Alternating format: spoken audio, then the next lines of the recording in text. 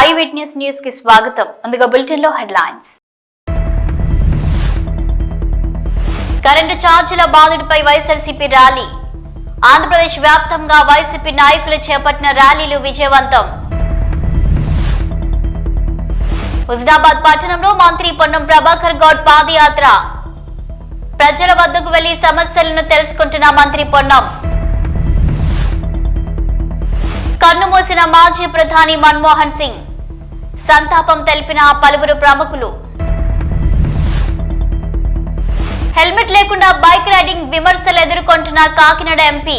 సత్యవేడు నియోజకవర్గం నాగలాపురం మండలంలో మాజీ ముఖ్యమంత్రి వైఎస్ జగన్మోహన్ రెడ్డి ఆదేశాల మేరకు సత్యవేడు నియోజకవర్గం వైఎస్ఆర్సీపీ సమన్వయకర్త నూకతోటి రాజేష్ ఆధ్వర్యంలో కరెంటు ఛార్జీల బాధుడిపై వైఎస్ఆర్సీపీ తరపున ర్యాలీ నిర్వహించి విద్యుత్ ఏడీఈ కార్యాలయం నందు ప్రజల తరపున అర్జీ ఇవ్వడం జరిగింది.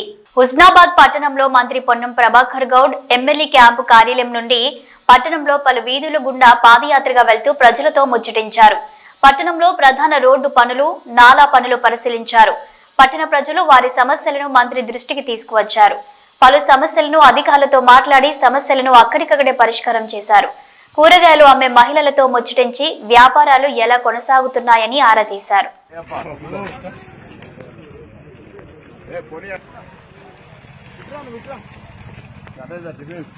భారతదేశ మాజీ ప్రధాని మన్మోహన్ సింగ్ నిన్న రాత్రి అనారోగ్యంతో స్వర్గస్థులయ్యారు.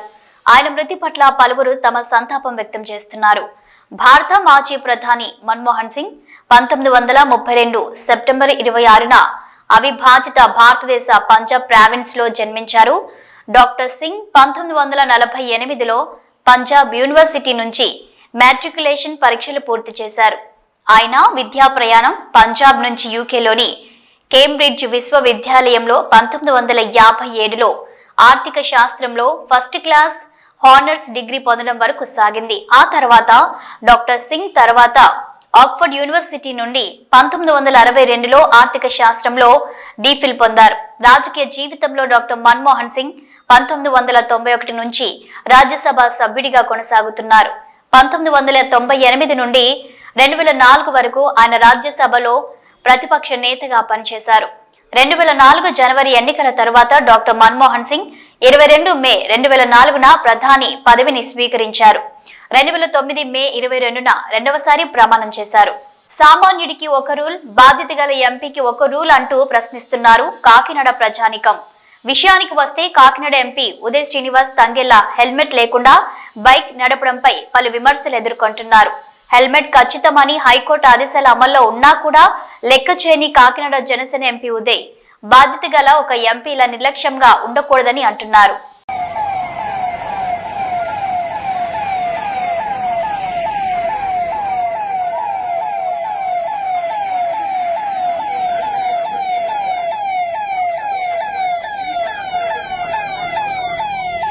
వైఎస్ఆర్సీపీ అధినేత వైఎస్ జగన్ వైఎస్ఆర్ జిల్లాలో పర్యటిస్తున్నారు. ఈ పర్యటన సందర్భంగా వైఎస్ జగన్మోహన్ రెడ్డి ప్రజా దర్బార్ కార్యక్రమం ఏర్పాటు చేశారు. క్యాంప్ ఆఫీస్ కు భారీ ఎత్తున వచ్చిన ప్రజల నుంచి వినతి పత్రాలను స్వీకరించారు వైఎస్ జగన్.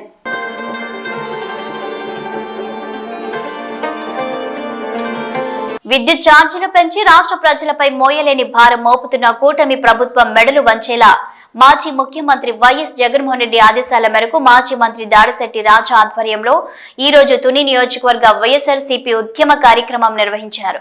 దేశ స్వాతంత్ర్యానికి పూర్వం 1938 సంవత్సరంలో ప్రారంభించి బ్రిటిష్ పాలకులకు వ్యతిరేకంగా ప్రత్యేక కథనాలు అందించి దేశ ప్రజలకు ఉద్యమ స్ఫూర్తిని అందించిన ఆంధ్రప్రభ సేవలను మర్చిపోలేమని వెమ్లవాడ ఎమ్మెల్యే ప్రభుత్వ విప్ ఆది శ్రీనివాస్ అన్నారు. రాజన్న సిరిసిల్ల జిల్లా వెమ్లవాడ పట్టణంలోని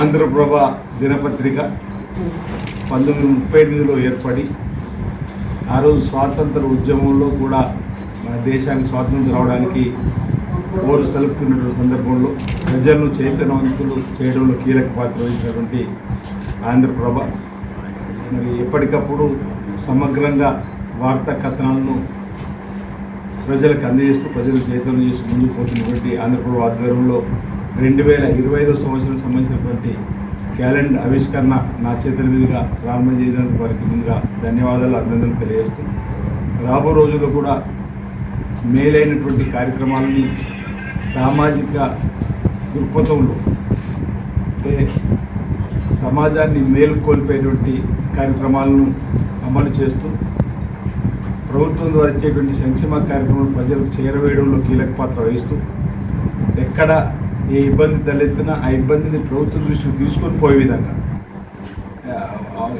ఆయా అంశాలను క్రోడీకరించుకొని మరి ప్రభుత్వానికి అందజేయడంలో కీలక పాత్ర వహించాలని చెప్పని సాంఘిక దురాచారం రూపంపడం కానీ బాల్యం అరికట్టడం కానీ అనేక కార్యక్రమాల్లో కూడా సామాజిక దృక్పథంలో ఆంధ్రప్రదేశ్ దినపత్రిక ఉండాలని చెప్పిన సందర్భంగా కోరుతూ ప్రింట్ మీడియా ఎలక్ట్రానిక్ మీడియాకి సంబంధించినటువంటి ఇంతకుముందు చెప్పినట్టు ఒక ఫోర్త్ ఎస్టేట్గా పిలువబడేటువంటి గౌరవప్రదమైనటువంటి స్థానం ఉన్నటువంటి ఈ రంగం మరింత ముందుకు వెళ్ళాలని, మరింత ముందుకు రావాలని, ఇందులో పనిచేస్తున్న వాళ్ళందరికీ కూడా మంచి జరగాలని, ఈ 2025 సంవత్సరం కాలమానిని అంటే శుభకార్యాలు కానీ ప్రభుత్వం ద్వారా ఏవే కార్యక్రమం చేపట్టేటువంటి సెలవులకు సంబంధించి కానీ అంటే మనం ప్లాన్ చేసుకోవడానికి ఉపయోగపడే క్యాలెండర్ను ప్రతి ఏటా ఆనవాయితీగా అంటే అన్ని కూడా ఆయా సంస్థలు అందులో భాగంగా ఈసారి కూడా ఆంధ్రప్రభ ముందుకు వచ్చి క్యాలెండర్ను ఆవిష్కరణ చేయడం అభినందనీయం. అందుకు వారికి శుభాకాంక్షలు తెలియజేస్తూ ఈ సందర్భంగా ప్రజలందరూ కూడా 2025 నూతన సంవత్సరం ముందస్తు సందర్భంగా శుభాకాంక్షలు తెలియజేస్తాం.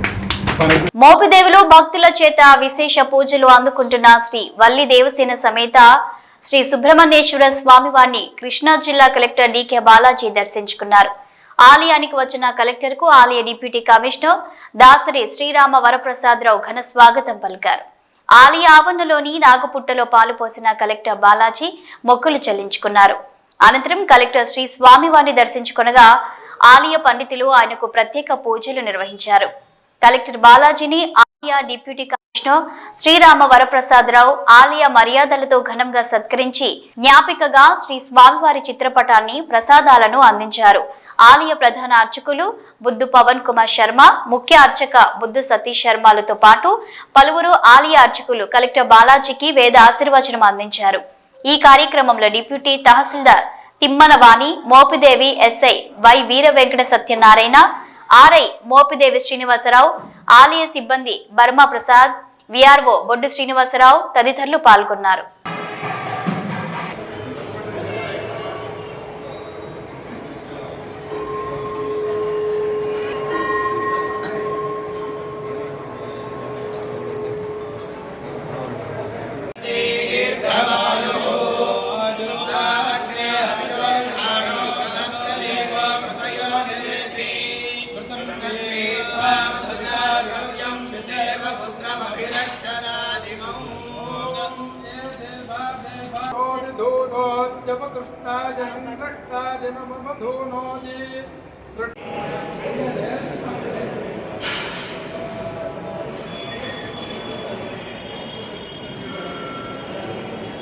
భారతదేశ మాజీ ప్రధానమంత్రి మన్మోహన్ సింగ్ దేశ అభివృద్ధికి చేసిన సేవలు ఎన్నలేనివని జనగామ డీసీసీ అధ్యక్షులు మాజీ ఎమ్మెల్యే కొమ్మూరి ప్రతాప్ రెడ్డి అన్నారు.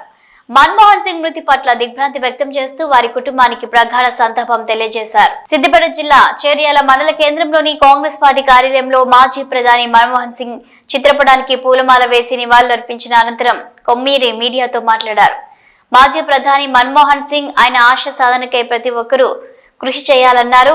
ఈ కార్యక్రమంలో కాంగ్రెస్ పార్టీ నాయకులు పలువురు పాల్గొన్నారు. మన్మోహన్ సింగ్ గారి సంస్కరణలు కానీ, దేశ సేవ కానీ, ఒక ఆఫీసర్గా, ఒక ఫైనాన్స్ మినిస్టర్గా, ఒక ప్రధానిగా మన దేశానికి అనేక సంస్కరణలు తీసుకొచ్చిన గొప్ప వ్యక్తి. పివి నరసింహారావు గారి క్యాబినెట్లో ఆర్థిక సంస్కరణలు తీసుకొచ్చిన మేధావి. అప్పటి నుండే పివి నరసింహారావు గారు వీరు ఇద్దరు కలిసి మన భారతదేశాన్ని అభివృద్ధి చేయడంలో, భారతదేశ ఆర్థిక వ్యవస్థను చక్కదిద్దడంలో, మనందరం ఈరోజు బీద బడుగు బలహీన వర్గాలు ఆర్థికంగా ఎదగడానికి మంచి మంచి స్కీములు తీసుకొచ్చిన గొప్ప నాయకుడు మన్మోహన్ సింగ్ గారు. అందుకే వారికి పద్మవిభూషణ్ అవార్డు కూడా ఇవ్వడం జరిగింది. దాదాపు 31 సంవత్సరాల నుంచి 35 సంవత్సరాల వరకు రాజకీయంలో మన భారతదేశాన్ని ప్రపంచంలోనే ముందుగా వచ్చినటువంటి మహనీయుడు. వారు చేసిన సేవలను మనం ఎంత పొగిడినా దానికి మనం విలువ కట్టలేం. చాలా గొప్ప వ్యక్తి. ప్రధానమంత్రిగా చాలా సేవలు అందించిండు మన దేశానికి. ఎప్పుడు సింపుల్గా ఉండి మామూలు వ్యక్తిలాగానే కనిపించేవాడు.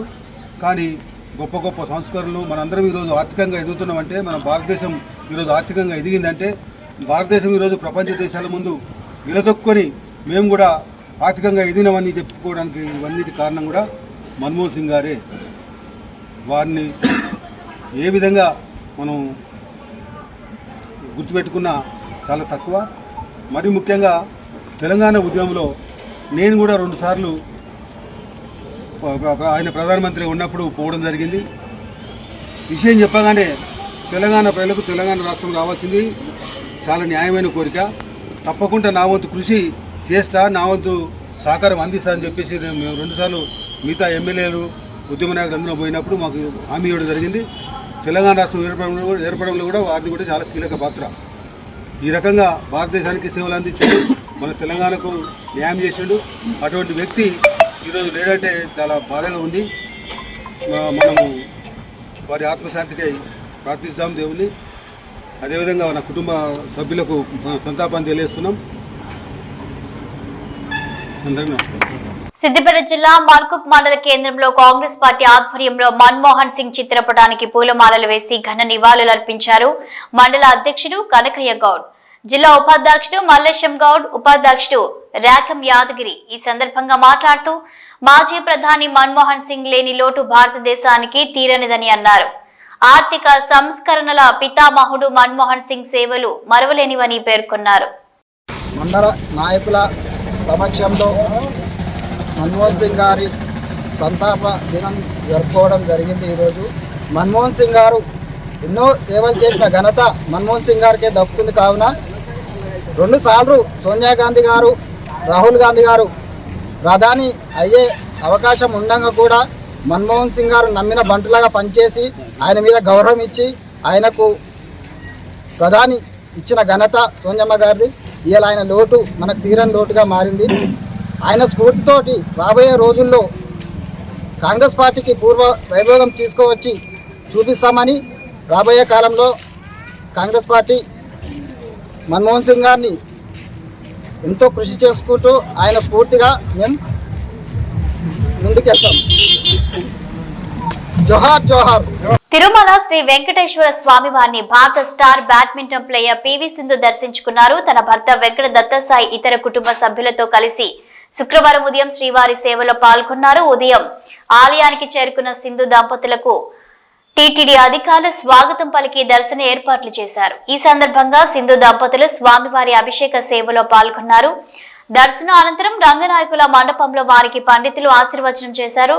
అనంతరం స్వామివారి తీర్థ ప్రసాదాలు చిత్రపటం అందజేశారు. కాగా పివి సింధు వెంకట దత్తసాయి వివాహం ఈ నెల 22న ఘనంగా జరిగిన విషయం తెలిసిందే.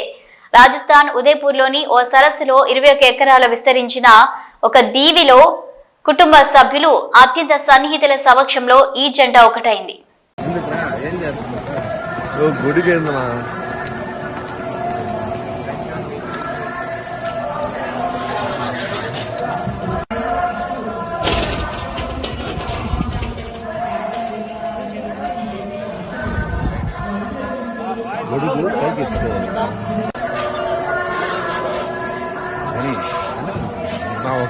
కర్నూలు జిల్లా వెల్దుర్తి మండలంలోని రత్నపల్లి గ్రామంలో గురువారం తెలుగుదేశం నాయకులు మాజీ సర్పంచ్ కృష్ణారెడ్డి, ఆనంద్ యాదవ్ల ఆధ్వర్యంలో పత్తికొండ నియోజకవర్గం ఎమ్మెల్యే కేఈ శ్యాంబాబు జన్మదినం సందర్భంగా కేక్ కట్ చేసి సంబరాలు జరుపుకున్నారు. అనంతరం చిన్నారులకు నోట్ పుస్తకాలు, పెన్నులు పంపిణీ చేశారు.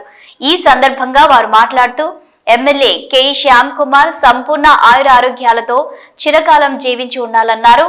ఎమ్మెల్యే కేఈ తమ గ్రామంలో ఉన్న సమస్యలను పరిష్కరించారని ఈ సందర్భంగా ఆనంద్ యాదవ్ పేర్కొన్నారు. గ్రామంలో ఎటువంటి గొడవలకు తావివ్వకుండా అభివృద్ధి వైపు ఎమ్మెల్యే నడిపిస్తున్నారని ఆనంద్ యాదవ్ పేర్కొన్నారు. గ్రామంలో ఇంకా మిగిలిన సమస్యలను కూడా ఎమ్మెల్యే సహకారంతో పూర్తి చేస్తామని ఈ సందర్భంగా ఆనంద్ యాదవ్ తెలిపారు. ఈ కార్యక్రమంలో తెలుగుదేశం నాయకులు కార్యకర్తలు పాల్గొన్నారు.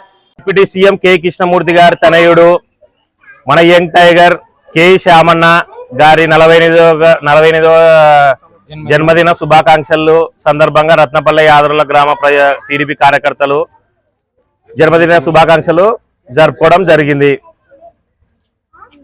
మన కె శ్యామన్న గారు ఇదే 100 ఏళ్ళు 100 ఏళ్ళు చల్లగా ఉండాలని, ఇంకా ఇట్లాంటివి ఎన్నో జన్మదిన శుభాకాంక్షలు జరుపుకోవాలని మా కార్యకర్తలు మేము అందరము కోరుకుంటున్నాము.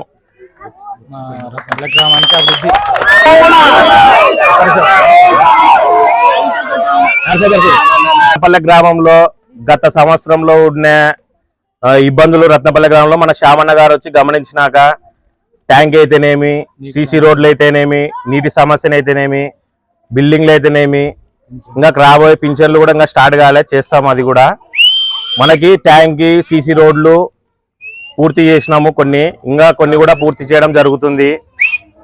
తాగునీరు సమస్య ప్రాబ్లం ఉంటే శ్యామన్న గారి దృష్టికి తీసుకుపోయి అన్నగారు దాన్ని సాల్వ్ చేయడం జరిగింది. కె శ్యాంబాబు గారు రత్నపల్లి గ్రామాన్ని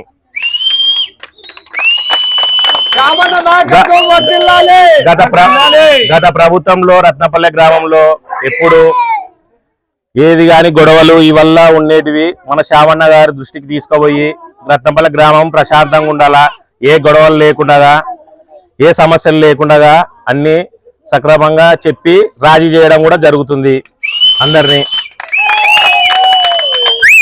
ఇదే మన శ్యామన్న గారి జన్మదిన సందర్భంగా మన స్కూల్ పిల్లలు కూడా ఎదగాలని చెప్పి మన బుక్స్ అయితేనేమి, పెన్నులు అయితేనేమి, మన స్కూల్ పిల్లలు రాబోయే భవిష్యత్తులు భావితరాలని చెప్పి వాళ్ళని కూడా పిల్లలకి అన్ని రకాలుగా మనం చేయాలని చెప్పి రేపు పొద్దున కూడా దండలు కానీ వల్ల మనం శాలువలు కానీ జనవరి 1 రోజు ఆయనకి విరుద్ధంగా చెప్పినాడు మన ఎమ్మెల్యే గారు. రేపు మన ఎమ్మెల్యే శ్యామన్న గారిని కలవనికి వెళ్ళినప్పుడు మనము ఏదన్నా కానీ బుక్స్ కానీ పెన్నులు కానీ తీసుకోవాల్సిందిగా కోరుతున్నాము. పిల్లలు చూపించండి పెన్నులన్నీ.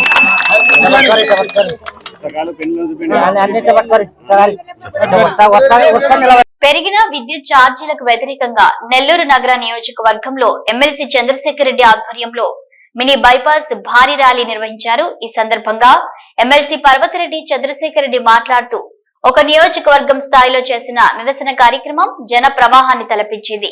ఈ జన ప్రవాహాన్ని చూస్తూనే అర్థమవుతుంది ప్రభుత్వంపై ఎంత వ్యతిరేకత ఉందో అనేది. బడికి వెళ్లే పిల్లలకు అందరికీ 15,000 రూపాయలు ఇస్తా అని చెప్పి మోసం చేశారు. ఆడబిడ్డలకు ఇస్తా అన్న పథకాలు, సూపర్ 6ల పేరుతో అందిస్తానన్న సంక్షేమ పథకాలు, హామీలు ఏవి నెరవేర్చలేదు. 16,000 కోట్ల రూపాయలు కరెంటు ఛార్జీలు పెంచి ప్రజలపై భారం మోపారు. ఆంధ్రప్రదేశ్ లో 1.6 కోట్ల కుటుంబాలు పేదరికంలో ఉంటే వారిపై విద్యుత్ భారం మోపుతున్నారు. ఎన్నికల ముందు కూటమి ప్రభుత్వం ఇచ్చిన హామీలు ఏవి నెరవేర్చలేదని అన్నారు.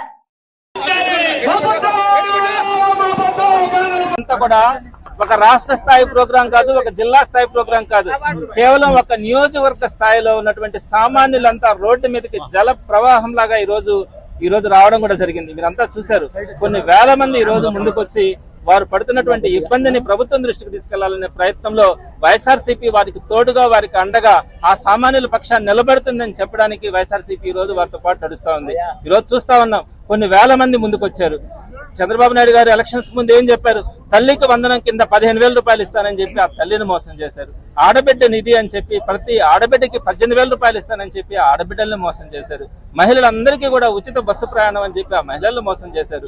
నిరుద్యోగ భృతి అని చెప్పి నెలకు 3,000 రూపాయలు ఇస్తానని చెప్పి సుమారుగా 13 లక్షల మంది నిరుద్యోగుల్ని వారిని మోసం చేశారు. 20 లక్షల ఉద్యోగాలు ఇస్తానని చెప్పి వారికి ఇవ్వకుండా వారిని మోసం చేశారు. అలానే రైతుకి సంవత్సరానికి 20,000 రూపాయలు ఇస్తానని చెప్పి ఆ రైతుని కూడా మోసం చేశారు. వీటన్నింటినీ మించి సామాన్యుడి నుంచి కోటేశ్వరుడు వరకు ప్రతి ఒక్కరికి కూడా అవసరమైంది కరెంట్. మరి ఆ కరెంటు ఛార్జీల గురించి చంద్రబాబు నాయుడు గారు ఎలక్షన్స్ ముందు ఏం చెప్పారు? నేను ఛార్జీలు పెంచను, 5 సంవత్సరాలలో పెంచకపోవడమే కాదు తగ్గిస్తాను, కొత్త పవర్ ని జనరేట్ చేసి ప్రతి ఒక్కరికి కూడా వారు కరెంటు జనరేట్ చేసుకునేలాగా చేసి వారే కరెంటు అమ్ముకొని డబ్బులు మిగిల్చుకునే పరిస్థితిని తీసుకొని వస్తానని చెప్పారు. కానీ ఈ రోజు ఏం చేశారు? 15,000 కోట్ల రూపాయలని ప్రజల మీద రుద్దడానికి ఆయన బిల్లుని తీసుకుని వచ్చి ఈ నవంబర్ నెలలో 6,000 కోట్ల రూపాయలని వాటిని వడ్డించడం జరిగింది. డిసెంబర్ నుంచి 9,000 కోట్ల రూపాయలని అదనంగా వడ్డించడం కూడా జరుగుతూ ఉంది. ఈ రోజు సామాన్యుడు బతికే పరిస్థితి లేదు.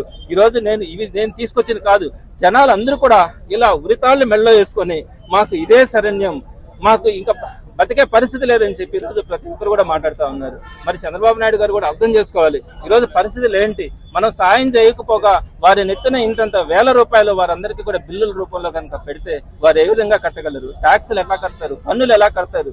వీటన్నిటి మీద సామాన్యుడు ఈ రోజు రోడ్డు ఎక్కారు. కేవలం 6 నెలల్లోనే ఈ నెల్లూరు ఒక్క సిటీ నియోజకవర్గంలో కనుక మీరు చూస్తే ఇన్ని వేల మంది రోడ్డు మీదకి వస్తా ఉన్నారంటే ప్రభుత్వం ఈ రోజు గమనించుకోవాలా. తప్పకుండా ఏవైతే ఆయన హామీలు ఇచ్చాడో, ఎలక్షన్స్ ముందు ఏవైతే హామీలు ఇచ్చాడో వాటన్నిటిని నెరవేర్చాలని ఈ రోజు సామాన్యుడు కోరుకుంటా ఉన్నాడు. ఆ సామాన్యుడి తరపున వైఎస్ఆర్సీపీ ముందుండి నిలబడి పోరాడుతా ఉందని చెప్పి తెలుపుతా ఉన్నాము. రాబోయే రోజుల్లో కనుక ఈ కార్యక్రమాలు కనుక కనీసం ఆపకపోతే ఇవి మరింత ఉధృతమవుతాయని కూడా ప్రభుత్వానికి తెలియపరుస్తా ఉన్నాం. చంద్రబాబు నాయుడు గారు మిమ్మల్ని అందరినీ అభ్యర్థిస్తా ఉన్నాం, ప్రజలందరి తరఫున మీరు ఇచ్చిన హామీలను నిలబెట్టుకోండి, పేద ప్రజలను కనికరించండి. ఈ రోజు ఆంధ్ర రాష్ట్రంలో సుమారుగా 160 కోట్ల కుటుంబాలు ఉంటే 140 కోట్ల కుటుంబాలు BPL లో ఉన్నాయి, అంటే బడుగు బలహీన వర్గాల్లో ఉన్నాయి. వారందరికీ కూడా ఈ రోజు ఇబ్బంది కలిగే పరిస్థితి ఉంది. కాబట్టి వారందరి తరఫున మిమ్మల్ని మరొకసారి అభ్యర్థిస్తా ఉన్నాం, మీరు చెప్పినటువంటి హామీలను నెరవేర్చుకోండి మీకు తెలియజేస్తూ ఛార్జీలను ఇమీడియట్ గా డిమాండ్ చేస్తా ఉన్నాం తగ్గించాలని చెప్పి. తగ్గించకపోతే మరింత ఉధృతమవుతుందని కూడా తెలియజేస్తా ఉన్నాం. ఇవి రోజు వార్తలు చూస్తూనే ఉండండి న్యూస్.